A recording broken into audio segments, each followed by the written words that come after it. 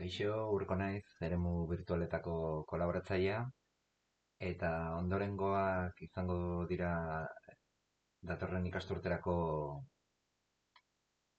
lan ildoak, edo gustatuko litzaidake hauek itzatea. Kontestuan jartzeko duela pare bat urte, Unityren demo hau ikusi nuen. Unity bideojolasen espezializazioan erabiltzen dugun bideojolas motorea da. Eta ondorengo demo honetan ikus daiteke nola errobot batek kubotxo hau hartzen duen eta beste toki batetan uzten duen. Orduan, honek nire jakin mina piztu zuen nola lotu ditzakegun eremu virtualak edo bideojolasak mundu errealarekin eta adimen artifizialarekin. Robotik jabonetan demo desberdinak aurkitu ditzakegu. Kasu honetan, demo oso bat daukagu, nola UR3 beso robotiko batek adimen artifiziala erabiliz eta kamera bat estimatu dezakeen kubo baten posizioa, eta ondoren robotari ROS estandarraren bitartez esaten dio nola mugitu behar den pieza hori hartzeko eta helburu posizioan uzteko. Hori egiteko, gainera estimazio hori egiteko, adimen artifiziala erabiltzen du, sare neuronalak erabiltzen ditu, objektuaren posizioa estimatzeko. Eta adimen artifizial horren entrenamendua Unity bertan egiten da. Demo honetan, prozesu osoa egiten da eta baita ere aukera dago programatu ikasitako hori eta bai robotaren simulazioa gero mundu errealera eramateko. Zoritxarrez, justu teknikan, ez daukagu modelo hau, UR5 badaukagu, eta saiakera bat egin nuen, modelo UR5 robota Unityn kargatzeko, eta hau bera teknikan zegoen robotarekin egiteko. Zoritxarrez, ez nuen lortu, alde batetik, bai lortu nuen URDF modeloa Unityn kargatzea, Unityk bai dauka URDF inportagailu bat, baina gero ROSen nire ezagutzak ere eskasak dira, eta hor egin behar ziren moldaketa guztiak bost modeloarekin funtzionatzeko, pixkat urrutik gelditzen ziren nire ezagueretatik. Baina, oso gauza interesgarria iruditu zitzaidan, eta, hortxe egeatu zen. Beste adibide interesgarri batzuk daude ere, adibidez kasu honetan, Unity edo ingurune virtuala erabiltzen da, tailer edo pabelloi bat simulatzeko, eta bertan, lidar sensorea daukan robot bat, tailerra mapeatu egiten du eta tailerretik mugitzen da, talka egin gabe.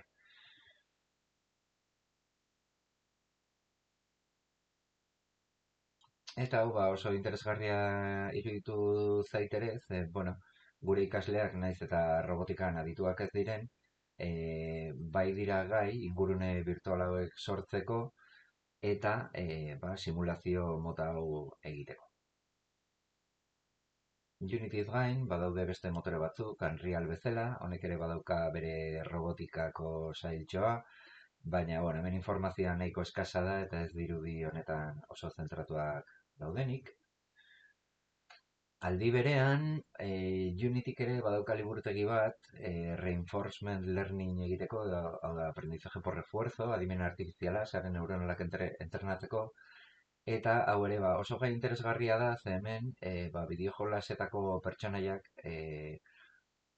entrenatu daitezke hainbat helburuetarako. Adibidez, pelota baten oreka mantentzeko, ibiltzen ikasteko, futbolean jolasteko, eta hainbat gauza. Orduan, bideojolasetarako oso baliagarria izateaz gain, lehen esan bezala oso interesgarria iruditzen zitzaidan hiru mundu hauek lotzea, ingurune virtualak, adimen artifiziala eta mundu erreala, robotikaren bitartez. Orduan, bueno, pixka salseatzen, ikusi dut ere badaudela beste simulagailu batzuk, robotak simulatzeko, adibidez Gazebo, hau software librea da, baina ezin da Windowsen instalatu edo Windowsen instalazioa ez da guztiz osoa, eta bueno, ez dut gehiegi frogatu egia esan. E, Webots hau ere aurkitu nuen, baita ere software librea da, eta hemen robot pila bat daude, eta adibide pila bat. Zoritxarrez, gero simulazio hauek mundu errealera eraman nahi baditugu, bakarrik errobot edo estandarra hauek betetzen duten errobotekin bakarrik da kompatiblea. Eta aurten, pixka bat gehiago ikertzen, e, Nvidia Isaac Lab hau aurkitu dut, eta bueno, hemen dioen bezala, bada framework bat, edo bueno, lan inguru bat,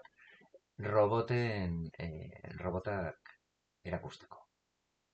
Bai, edo robotei gauzak egiten erakusteko eta robotak simulatzeko. Eta hemen, gauza interesgarri pila bat aurkitu ditut, adibidez, hemen teknikan daukagun spot robotaren ibilera egiteko entrenamendu bat, bai? Hau da, simulagailuan spot robotak ibiltzen ikas dezake eta sare neuronal hori gero errobotean txertatu dezakegu, robota simulagailuan bezala ibil dadin. Bale, eta, bueno, prozesu guztia esplikatuta dago, oso interesgarria, baina zoritxarrez, hau martxan jarri ahal izateko, bi gauza behar dira, alde batetik, bat da, Nvidiaren,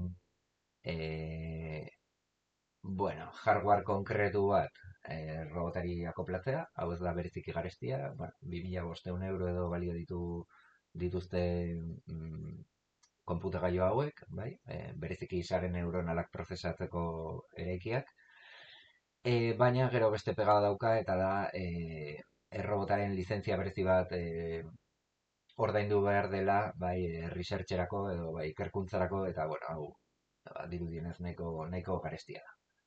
Bai, eta bueno, aparte ere, robotak beraiek ere oso garestiak dira, orduan, bueno, hau igual edozein ikastetxera eramateko ez da erreza. Eta, bueno, pixkat gehiago hemen Nvidiaren inguruan ikertzen, bai aurkitu dut, badaudela beste adibide batzuk, adibidez JetBot robotarenak, hau ere teknikan badaukagu, eta, bueno, hemen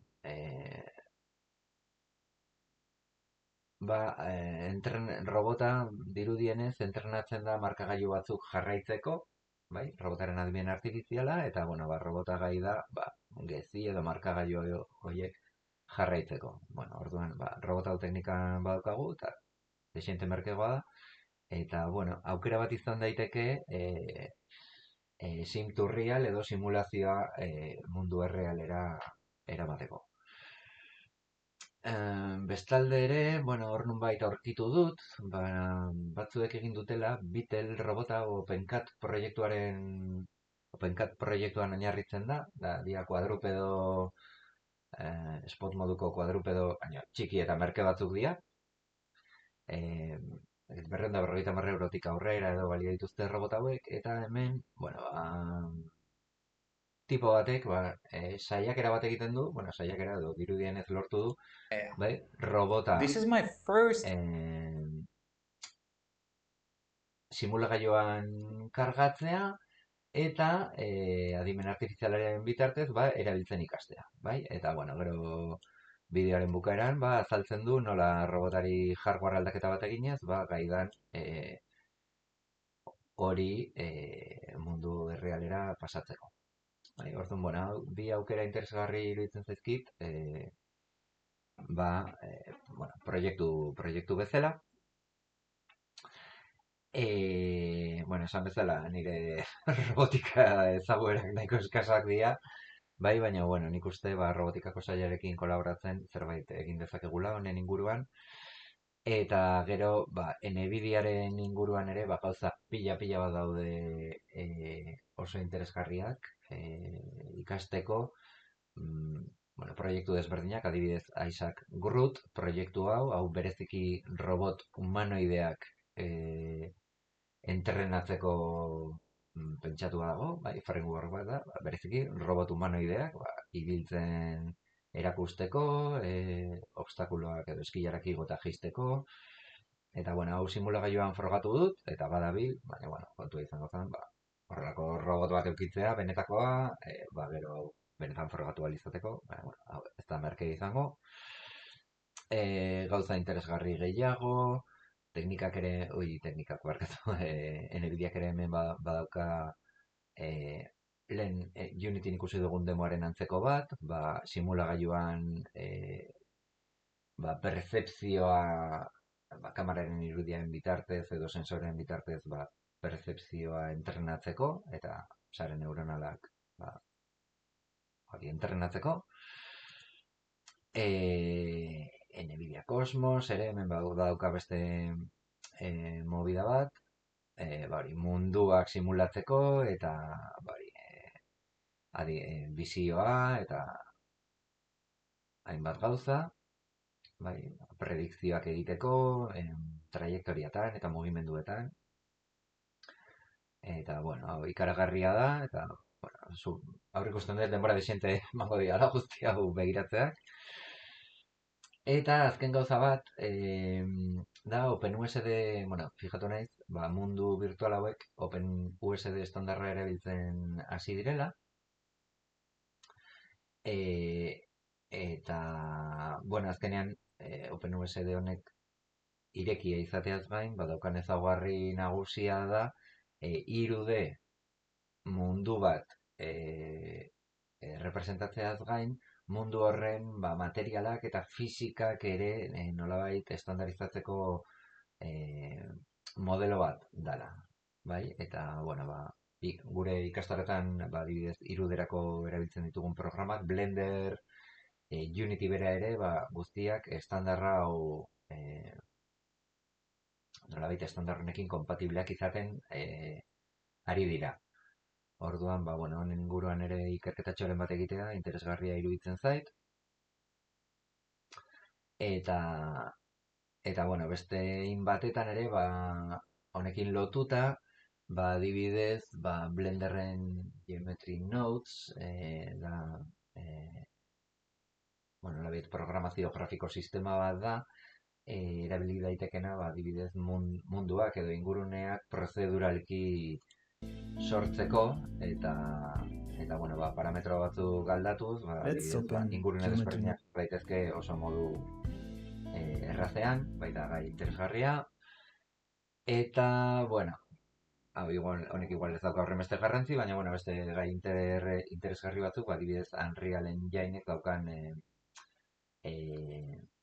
humanoide edo, pertsona errealistak sortzeko metahuman sistema hau ere, interesgarria da pertsonen modelo digital errealistak sortzeko. Eta, hoixe da. Beste gauza batzuen artean, aurten pixka bat ikartzea gustatuko baliteke.